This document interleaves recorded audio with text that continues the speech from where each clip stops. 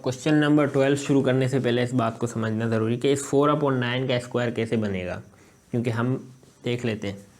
भाई देखो 2 का स्क्वायर क्या होता है, 4 का स्क्वायर 2 होता है, सही है। इसको यूँ लिख दूँ, ये भी ब्रैकेट भी लगा ले, सही हो गया। यहाँ पे 3 9 का स्क्वायर होता है, सही हो गया।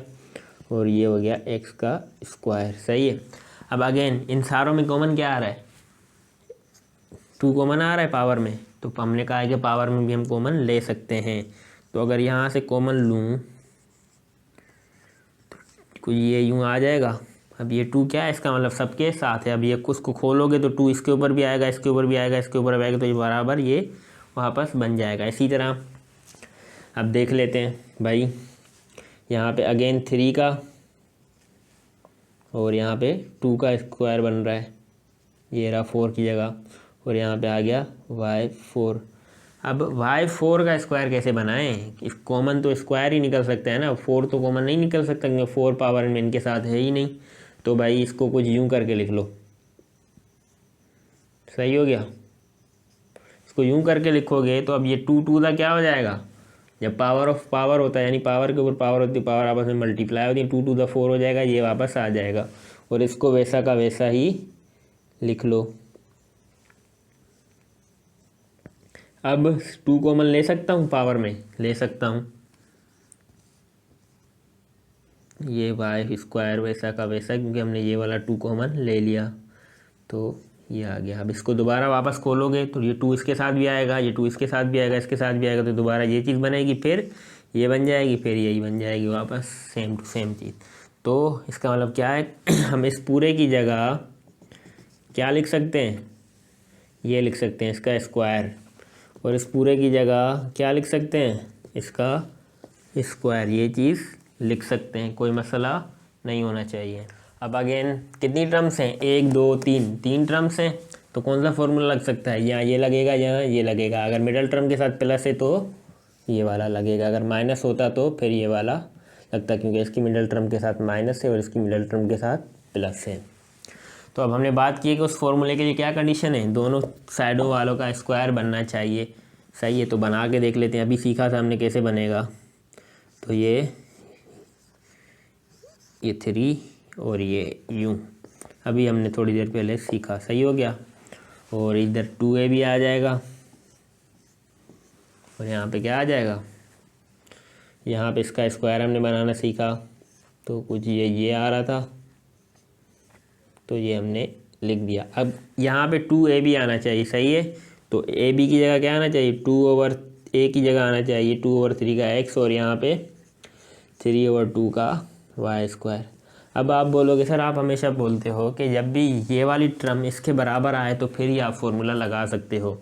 तो बेटा ये इसके बराबर ही आ रही है, मैं आपको सोल्व करके दिखा रहा हूँ। ये आ गया 2, ब्रैकेट हटा के मैंने मल्टीप्लाई का साइन डाल दिया, तो ये 2/3x, ब्रैकेट्स क्या हो रही है, मल्टीप्लाई हो रही है, तो ब्रैकेट्स को हटा के मल्टीप्लाई का साइन दे दिया, और 3/2 लिख दिया, फिर इसकी जगह y स्क्वायर। अब बच्चों वाली बात है भाई, ये 2 से कट जाएगा क्योंकि मल्टीप्लाई हो रहे हैं, ये 3 से कट जाएगा क्योंकि मल्टीप्लाई हो रहे हैं, क्रॉस मल्टीप्लिकेशन हो रही है एक तरह से ये करी। तो बचा क्या, कट गए, तो यहाँ भी 1 बचा, यहाँ भी 1 बचा, 3 1 3 3 1 3 2 1 2 2 1 2। तो क्या बचा, 2 को 1 से मल्टीप्लाई कराऊँ, 1/1 क्या होता है, 1/1 1 ही होता है।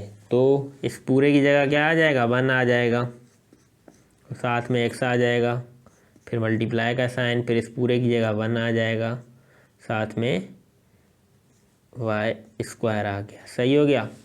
तो अब 2 1 2, x से मल्टीप्लाई कराऊंगा तो 2x, सही है, 1 मल्टीप्लाई बाय y स्क्वायर आएगा, और फिर इसको 2x से मल्टीप्लाई कराऊंगा तो क्या आ जाएगा, 2xy।